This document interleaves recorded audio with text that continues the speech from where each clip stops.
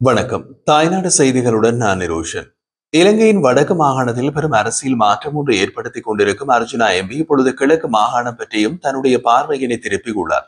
அண்மையில் யாழ்ப்பாண மாவட்ட ஒருங்கிணைப்பு குழு கூட்டம் கடந்த ஜூன் 17ஆம் தேதி இடம்பெற்றிருந்ததை நீங்கள் அறிந்திருப்பீர்கள். அதில் வடக்கு மாகாண மக்களுடைய பல்வேறு பிரச்சனைகள் சம்பந்தமாக விவாதங்கள் நடந்திருந்த போது பழமைவாத அரசியல்வாதிகளின் தூண்டுதலில் அங்கு வந்திருந்த ஒரு சில பிரதேச சபை தவிசாளர்களால் மோசமான வார்த்தை பிரயோகங்களில் அர்ஜுனா எம்பி தூற்றப்பட்டார். இது சம்பந்தமாக அடுத்தடுத்த நாடாளுமன்ற அமர்வுகளில் நாடாளுமன்ற உறுப்பினர்களுக்கான சிறப்புரிமை பிரச்சனை அடிப்படையில் இந்த விடயம் பேசப்பட்டது.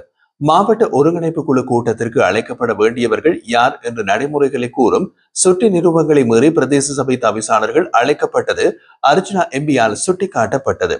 அதற்காக யாழ் மாவட்ட அரசாங்க அதிபர் மீது நடவடிக்கைகள் எடுக்க கோரி சபாநாயகரூடாக நாடாளுமன்ற சிறப்புரிமை குழுவிடம் குற்றச்சாட்டுகளை முன்வைத்திருந்தார் அர்ஜுனா எம்பி. அது தொடர்பாக நாம் கடந்த பல காணொளிகளில் விளக்கமாக பதிவிட்டிருந்தோம். அதே மாதிரியான பிரச்சனையை இப்போது திருகோணமலை மாவட்ட விடயத்திலும் அர்ஜுனா எம்பி சுட்டிக்காட்டுகிறார்.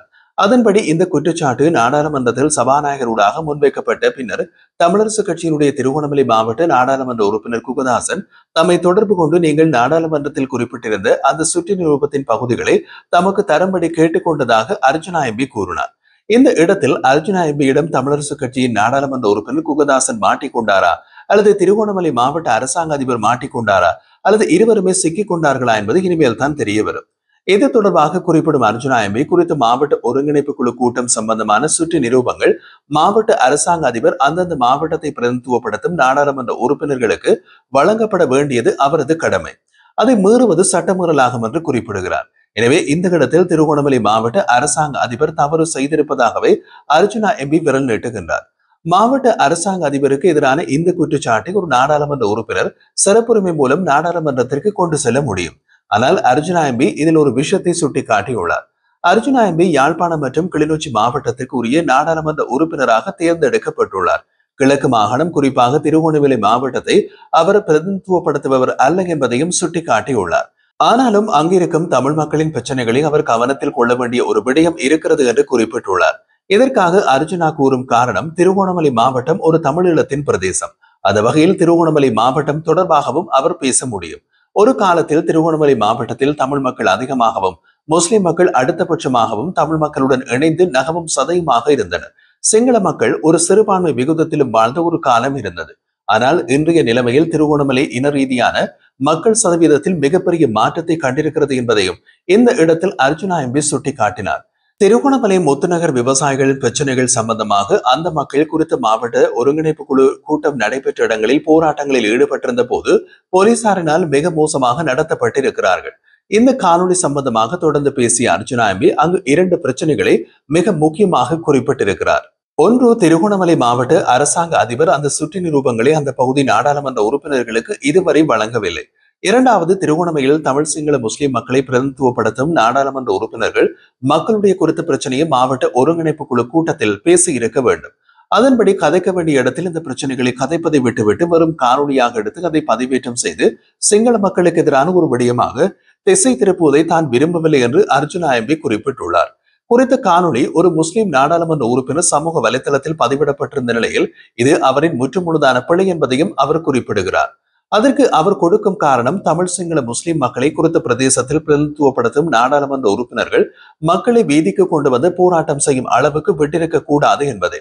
அதாவது வடக்கில் உயர்மட்ட அரசியல்வாதிகள் செய்யும் நிலைமை போன்று கிழக்கில் நாடாளுமன்ற உறுப்பினர்கள் தங்க ரதத்தில் போகின்றது போலவும் பொதுமக்கள் வீதிகளில் நாய்கள் போலவும் நடத்தப்படுவதை அந்த காணொலியில் காணப்படுவதாக கோபமடைகிறார் அர்ஜுனா எம்பி. அதாவது மாவட்ட ஒருங்கிணைப்பு குழு கூட்டம் முடிந்து வெளியேறும் சில அரசியல்வாதிகள் போராடி கொண்டிருக்கும் மக்களால் தான் நாடாளுமன்ற உறுப்பினர்களாக வந்தவர்கள் என்பதை மறந்துவிட்ட நிலையே அங்கு காணப்பட்டது. உண்மையில் அந்த இடத்தில் மக்களோடு வந்து போராட வேண்டிய அரசியல்வாதிகள் கண்டம் காணாமலும் செல்லும் நிலையில் இதற்காக இவர்கள் வெட்கப்பட வேண்டாமா என்று அர்ஜுனா எம்பி கேள்வி எழுப்புகிறார். என்னை பொறுத்தவரை அந்த இடத்தில் பிரதிநிதித்துவப்படுத்தும் ஒரு நாடாளுமன்ற உறுப்பினராக நான் இருந்திருந்தால் மக்களுக்காக முதலாவதாக நானே முன்னின்று போராடி இருப்பேன் என்று அர்ஜுனா ஆபாசமாக தெரிவிக்கிறார். நாடாளுமன்ற உறுப்பினர் பதவி என்பது ஒரு படித்து வரும் பதவி அல்ல, மாறாக மக்களால் தேர்வு செய்யப்படும் கௌரவ பதவி. எனவே கிழக்கு மாகாண நாடாளுமன்ற உறுப்பினர்கள் இதை விளங்கிக் கொள்ள வேண்டும் என்று குறிப்பிடும் அர்ஜுனா எம்பி கிழக்கு மாகாண நாடாளுமன்ற உறுப்பினர்களுக்கு இதை புரிந்து கொள்ள தவறினால் நாங்கள் காட்சிக்குள் இறங்க வேண்டி இருக்கும். நாங்கள் காட்சிக்குள் இறங்கினால் கிழக்கு மாகாணம் அடுத்த சாவகச்சேரியாக மாறும். இருப்பினும் அதை நான் செய்ய போவதில்லை என்று குறிப்பிடுகிறார். இது சம்பந்தமாக பேசினால் வடக்கிலிருந்து கிழக்கு சம்பந்தமாக பேசுகிறேன் என்று பிரதேசவாதத்தை விதைப்பார்கள். ஆனாலும் இந்த முறைப்பாடுகள் சம்பந்தமாக எனக்கு அழைப்புகள் வந்திருக்கின்றன. அதனால் இந்த விடயம் தொடர்பாக நாடாளுமன்றத்திற்கு கொண்டு செல்வேன் என்று குறிப்பிடும் அர்ஜுனா எம்பி, நான் அங்கு கதைக்கும் போது நீங்கள் கோபப்படக்கூடாது என்று கிழக்கு அரசியல்வாதிகளுக்கு ஒரு குட்டு வைத்தார்.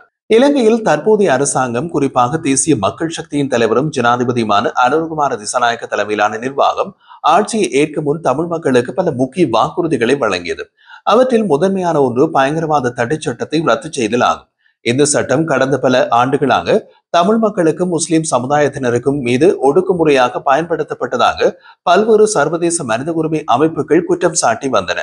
ஆனால் கடந்த காலங்களில் நடந்த சில சம்பவங்கள் அரசாங்கம் அந்த வாக்குறுதியை கைவிட்டு விட்டதையே காட்டுகின்றன. முக்கியமாக முன்னாள் கிழக்கு மாகாண ஆளுநரும் நாடாளுமன்ற உறுப்பினருமான பிள்ளையான் என அழைக்கப்படும் சிவனிசத்துறை சந்திரகாந்தன் மற்றும் அவருக்கு நெருக்கமானவரான இனிய பாரதி உள்ளிட்டோரை பயங்கரவாத தடை சட்டத்தின் கீழ் கைது செய்தது பரபரப்பை ஏற்படுத்தியது. பிள்ளையான் மீது முன்பே சில குற்றச்சாட்டுகள் இருந்ததாயினும் இவ்வாறு பயங்கரவாத தடை சட்டத்தின் கீழேயே நடவடிக்கை எடுக்கப்பட்டிருப்பது அரசாங்கம் சட்டத்தை முற்றிலுமாக நீக்க விரும்புவதில்லை என்பதற்கு சாட்சியமாக பார்க்கப்படுகிறது. மேலும் சமீபத்தில் இடம்பெற்ற மக்கள் போராட்டங்களில் கலந்து கொண்ட முஸ்லிம் இளைஞர்கள் சிலரையும் இதே சட்டத்தின் கீழ் கைது செய்தமையும் குறிப்பிடத்தக்கது. இது அந்த சட்டம் இன்னமும் சமூகங்களுக்கு எதிராக தேர்ந்தெடுக்கப்பட்ட ஆயுதமாகவே இருக்கிறது என்பதையும் காட்டுகிறது. இது அனைத்து சூழ்நிலைகளிலும் தேர்தலுக்கு முன்பாக கூறப்பட்ட வாக்குறுதிகள் வெறும் அரசியல் நாடகம் ஒன்று பலருக்கு கேள்விகளை எழுப்ப தொடங்கியுள்ளது. பயங்கரவாத தடை சட்டம் முழுமையாக நீக்கப்படும் என்று எதிர்பார்த்த மக்களுக்கு தற்போது நடைமுறையில் இருப்பது ஒரு வகையான ஏமாற்றமே. எனவே இன்றைய அரசாங்கமும் கடந்த அரசாங்கங்களின் போக்கியே தொடர்கின்றது என்பதற்கு இது ஒரு மறுக்க முடியாத சான்றாக திகழ்கின்றது. மக்கள் நம்பியதை முறியடித்த அரசாங்கம் உண்மையில் சட்ட ஒழுங்கு பாதுகாப்பின் பேரில் மக்களை கட்டுப்படுத்தும் பழைய அரசியல் தந்திரங்களையே பின்பற்றுவதாக இன்றைய செயற்பாடுகள் வெளிப்படுத்துகின்றன.